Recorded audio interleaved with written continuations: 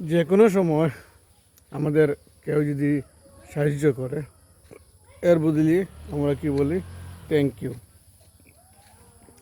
আমার হিসেবে thank you বললে অন্য কিছু হতে পারে, এবং আমরা যখন থ্যাংক ইউ বলি ওই পাশ থেকে আবার রিটার্ন হয় ওয়েলকাম।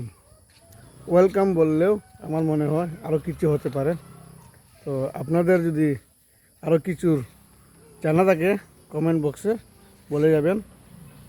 আমার জানা আছে, আমি এটা বলে দেব, আপনারা